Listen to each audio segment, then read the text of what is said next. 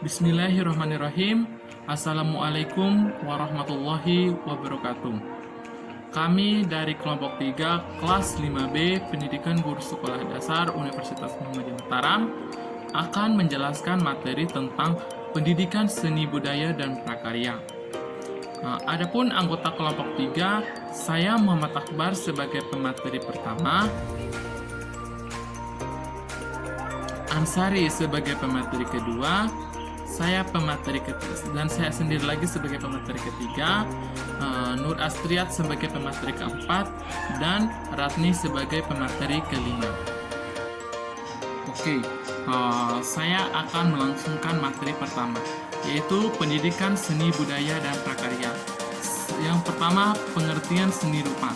Seni rupa berasal dari kata seni, yang menurut Kamus Besar Bahasa Indonesia berarti halus. Seni merupakan teknik pembuatan halus yang mengutamakan keindahan. Adapun seni menurut beberapa para ahli, yang pertama kontak. Seni sebagai kualitas hasil ekspresi atau alam keindahan atau segala yang melebihi keasliannya serta klasifikasi objek-objek serta kriteria estetis.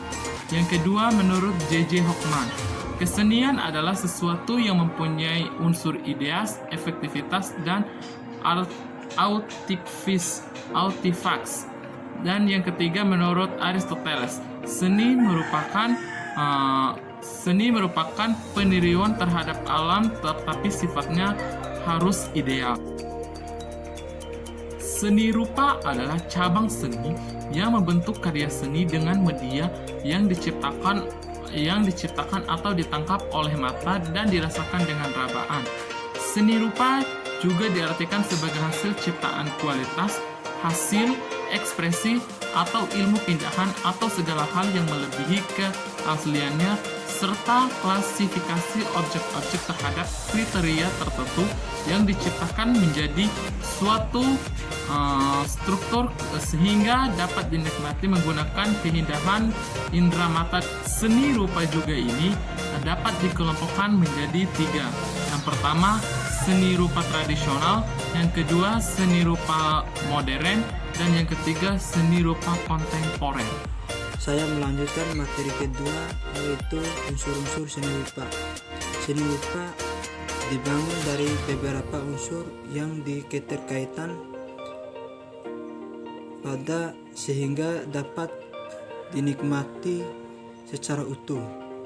Unsur-unsur seni rupa merupakan unsur yang digunakan untuk mewujudkan sebuah karya seni rupa.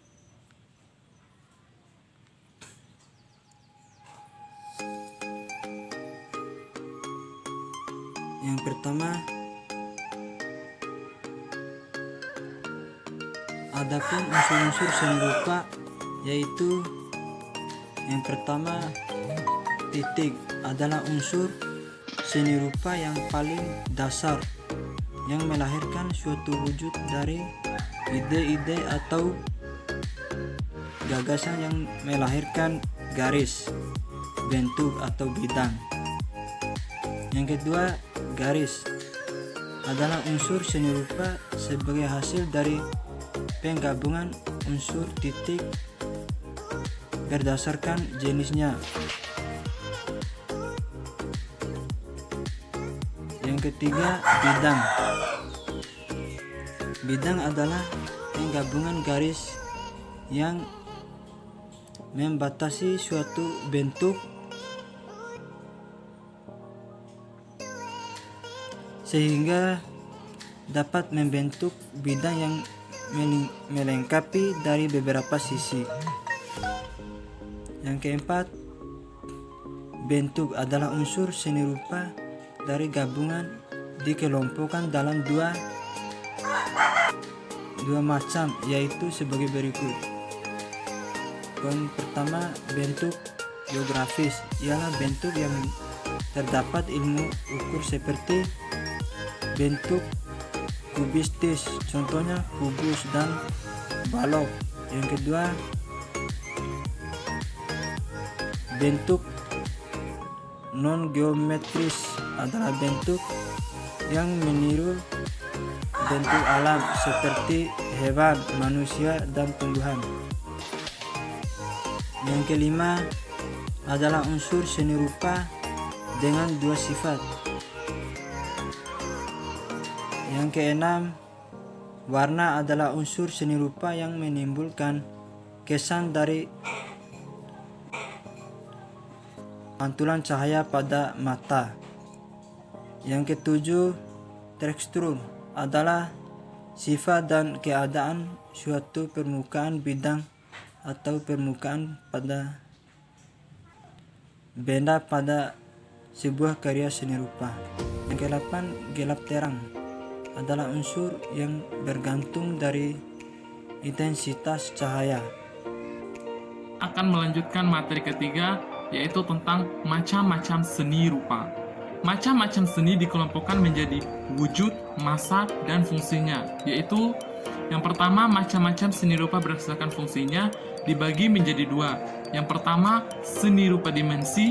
Yang kedua, seni rupa 3 dimensi.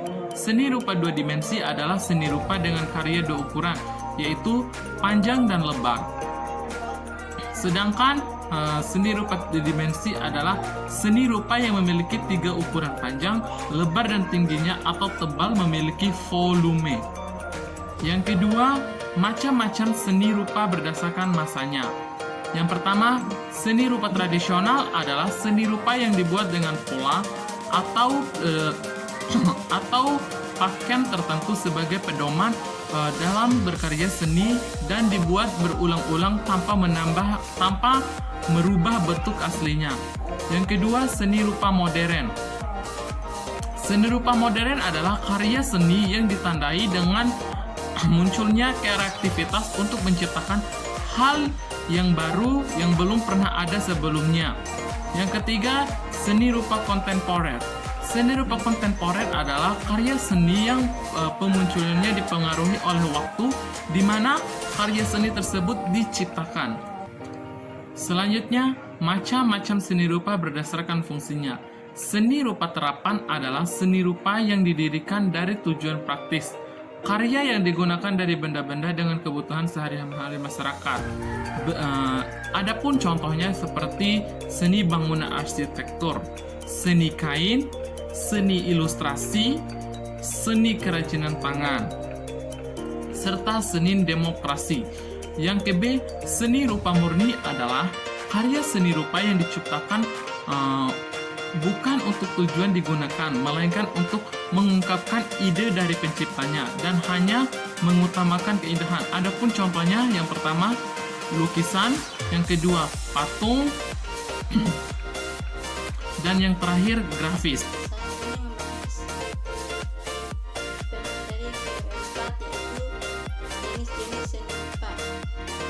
Yang pertama, seni lukis. Seni lukis merupakan kegiatan pengolahan unsur-unsur seni rupa seperti garis, bidang, magnet, dan tekstur pada bidang dimensi. Yang kedua, seni patung. Karya seni patung diwujudkan melalui pengolahan unsur-unsur seni rupa pada bidang 3 dimensi. Yang ketiga, seni grafis atau cetak. Seni grafis adalah cabang seni rupa yang tergolong ke dalam bentuk dua dimensi.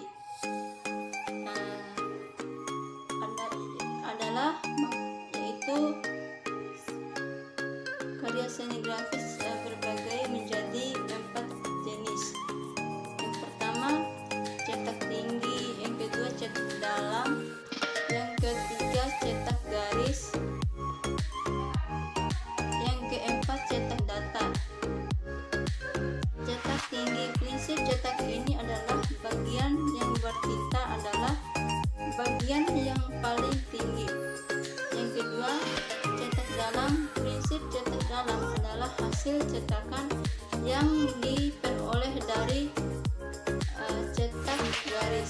Bagian dalam dari plisenya bukan bagian tingginya seperti simple atau cap. Yang Yang ketiga, cetak saring. Cetak saring disebut juga serigrafi atau sablon. Sesuai dengan namanya, prinsip cetak ini adalah mencetak gambar melalui saringan yang diberi batas-batasan tertentu. Yang keempat, cetak datar. Proses cetak datar atau planografis adalah memanfaatkan perbedaan sifat minyak dan air serta acuan cetakan yang terbuat dari batu atau seng. Terus yang keempat, seni kriya. Pertama, pengertian seni kriya. Seni kriya adalah hasil kebudayaan fisik yang lahir karena adanya tantangan dari lingkungan dan diri karyawan. Yang ke-B, perkembangan seni kriya. Perkembangan seni kriya sejalan dengan pertumbuhan seni rupa pada umumnya. Seni kriya dimulai sejak zaman batu dan logam. Terus yang kelima, Saya akan melanjutkan materi yang kelima tentang karakteristik seni rupa anak. Setiap anak memiliki cara ungkapan seni yang berbeda-beda. Yang pertama, dilihat dari karakter tipologi, kayak tipe atau gaya, corak yang dapat diamati dari hasil gambar anak. Menggolongkan gambar anak berdasarkan gayanya menjadi 12 macam. Yang pertama, ada organik, yaitu berhubungan langsung serta bersimpati terhadap objek-objek nyata. Lebih suka ke objek yang berkelompok dibandingkan objek tersendiri. Yang kedua, lirikal atau lirik, yaitu menggambarkan objek-objek realistis tetapi tidak bergerak seperti organik. Objek yang digambarkan statistik dengan warna-warna yang mencolok. Yang ketiga, impresionis, yaitu lebih mementingkan detail yang dilihat dari suatu objek daripada keseluruhan atau konseptual. Yang keempat, residual atau polarisme, yaitu gambar memperlihatkan pengulangan dari suatu objek yang dilihat, seperti gambar anak perempuan akan diulang-ulang gambarnya. Yang kelima, struktural form atau bentuk yang bersusun. Tipe ini jarang ditemui pada gambar anak. Objeknya mengikuti rumus ilmu bangun. Objek diperkecil menjadi satu rumusan geometris